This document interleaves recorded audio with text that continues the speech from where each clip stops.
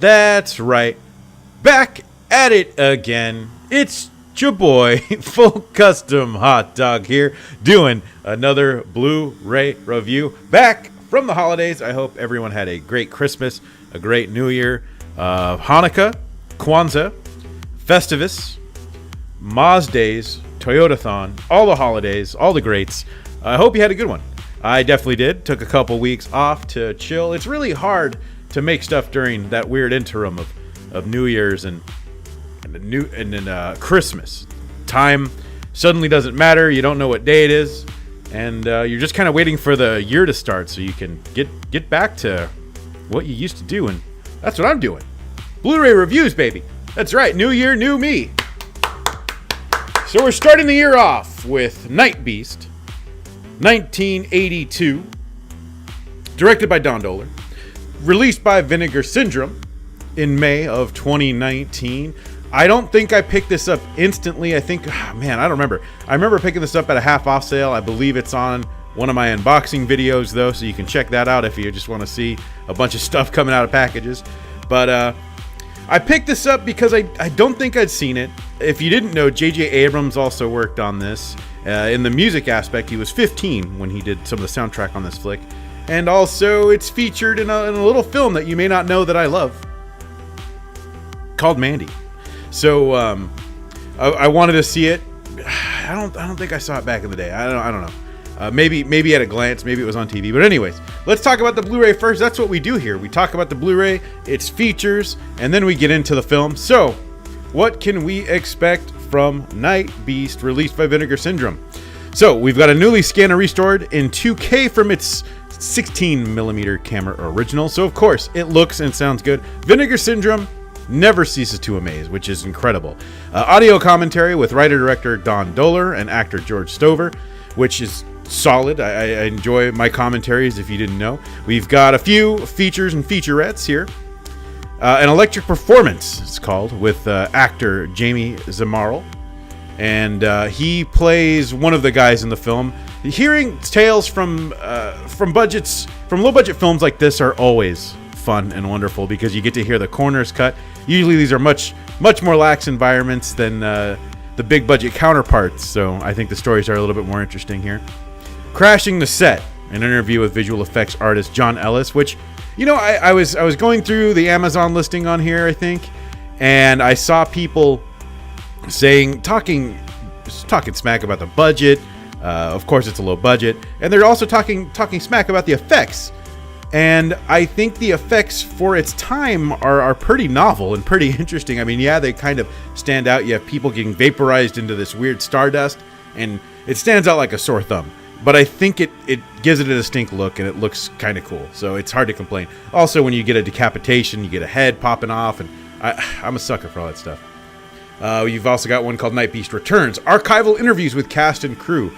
Now, we got quite a few people on here, and I did not expect to see J.J. Abrams pop up in the interview, but he's there talking about what it was like to kind of work on one of his first films in a sound aspect. 15-year-old, he established a relationship with Don Dohler through Don Dohler's magazine, Cinemagic, which he later ends up selling to Starlog in '79. But they kind of met through that, and JJ was supposed to write some articles for Don Dohler's next magazine, but from what it sounded like, that never actually ended up getting off the ground. But it was pretty interesting stuff to see that guy had the passion to kind of push through, regardless of feelings that anyone may have about him as a filmmaker. I definitely have some. You'll be able to hear some this Tuesday. I'm going to be live with Honest John on the Full Custom podcast talking about Star Wars, unfortunately. So we'll definitely be talking about Abrams. I definitely am not a fan of his, but I do appreciate people who are fans of things. I know that sounds weird, right? But I talk about this quite a few times. So if you've heard this before, you know, you can skip for 5 seconds. But I definitely appreciate filmmakers who are fans of the medium, and I mean big fans, not just like, oh, I like this in a casual light. But you've got people like Eli Roth, or whose filmography I don't really care for, to be honest. I do appreciate him, though. He's a big horror fan, but he's got far more misses than hits, if you ask me. Even somebody like M. Night Shyamalan. Constantly, people will deride him, but he's a huge fan of the horror genre. I do respect him for that, and I'm always willing to check out any of these people's work just because I know they like the genre so much, and I want to see what they're contributing to it, regardless of whether I like it or not. I definitely appreciate their passion. That I think that's amazing in its own right. And then, of course, you've got outtakes and bloopers, which is surprising for a film that's so obscure. Visual effects gallery, so you get to see some neato effects, which I do like the effects in this. I think they're great, even though if they're budgety, I think they're solid. And then you get an original theatrical trailer, and then your usual stuff there. So a very solid release again of a film that I didn't expect to see one. I don't think anyone expected to see a good release for these things, but that's what Vinegar Syndrome does. If you're not familiar with Vinegar Syndrome, they're taking a lot of movies that either you've barely heard of or may not have heard of and giving them the A+++ treatment, which is also going to be my rating for this in terms of its release quality. I think this is a great release. This is the version of Nightbeast.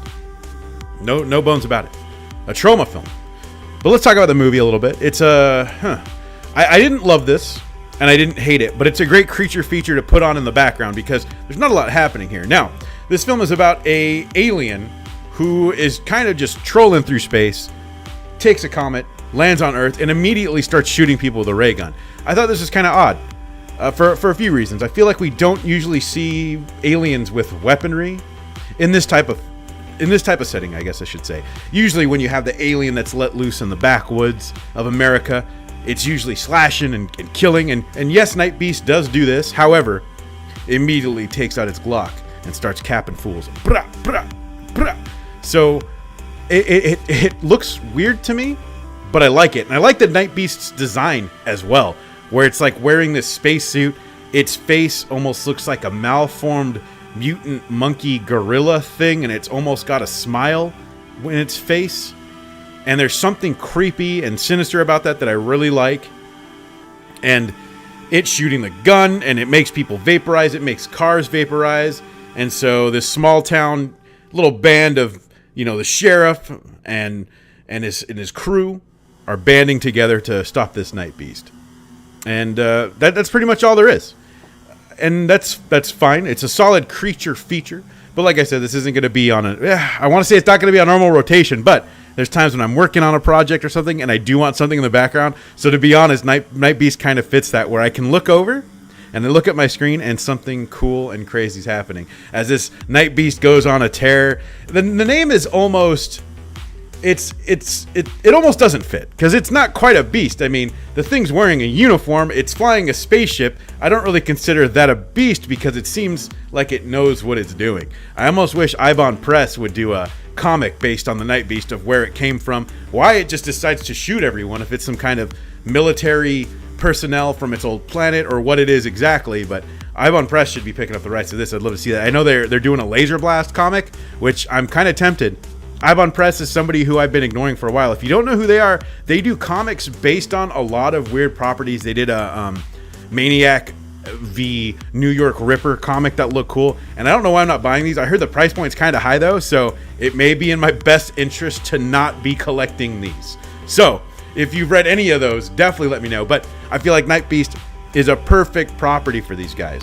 The movie, all in all, and there's definitely some solid filmmaking. Don Dohler's sort of a veteran of the B-movie scene, who's done things like Alien Factor 2, Fiend. These are things I am not too familiar with, to be honest, but he's definitely got his credits, and a lot of the crew has its credits as well. And again, a lot of B-movie projects there. We have Richard Diesel, who I believe he's playing the mayor in this, veteran of playing in several budget films. I believe he was also Bozo the Clown from what it was looking like. So that's a little, let me verify. Yeah, he was in Bozo Circus from 72 to 77 as Bozo, the world's most famous clown. So quite a few people here have quite a few credits. There's I don't think there's any standout performances. The lead sheriff has a pretty wild name, Sheriff Cinder, which makes him sound way tougher than he is. He looks like Howard Stern in Private Parts before he really gets that long hair going. He's just got that little fro and glasses. That's what our sheriff and our hero looks like as he battles the Nightbeast. So, very, very interesting mix here. I like this. I know what you're thinking. Hot dog, you just came to this revelation. But yeah, coming immediately out of it, I was like, that's okay. But now that I'm thinking about it, it's pretty. It fits right there in that B movie spot that you kind of want, of some cool effects, a cool monster, some heroics, and some goofball nonsense to kind of mix it up into that B movie tier. So yeah, I like Nightbeast. And also, like I mentioned, it was in Mandy, in the scene before Nicolas Cage flips out in the bathroom. No spoilers, of course. Nightbeast is on. Oh no, he's watching it with Mandy. God damn it, I'm a rookie. It's been a while since I'd seen Mandy. I know, I'm due for a rewatch. Maybe I'll do it on this channel, Mandy retrospective. But anyway, so solid film all around. If you are into some B creature features and you want to see some cool, fun effects, I'm going to give this a recommendation for at least a watch. You know, with Vinegar Syndrome's price point, I find it hard to encourage people to jump into a lot of films. I think a lot of those are like the $30 tier.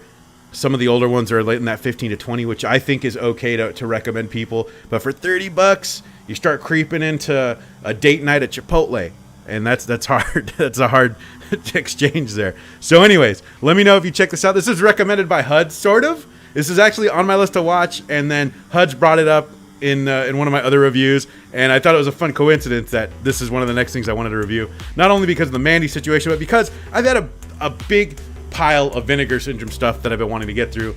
I may review a little bit less coming up because I have so many things right now that I want to watch, and I want to share that with you guys. So, thanks for watching. It is Full Custom Hot Dog. You can follow me on Twitter, Full Custom Hot Dog, without the last O because it's just too long for Twitter. And Tuesdays, I do a live show with my buddy Honest John. We talk about different... lately we've been doing this weird thing of talking about odd paranoia, odd things, and how they tie in with movies. So we did a episode about cryostasis, and we've done episodes about hauntings and curses. And so next week though this week is going to be talking about new Star Wars. So less interesting, but I feel like we have to get it out of our system, and we'll see what comes after that. I've definitely got some ideas. So you can enough rambling. You can hear that every Tuesday at 8 o'clock on Pacific Standard Time. I know a lot of us there. I had to think. It's been a while since we've done a show, too. Those holidays, man. So anyways, I hope you all had a happy holiday. And let me know what you think of this film. I absolutely want to hear what you think of this film. And until next time.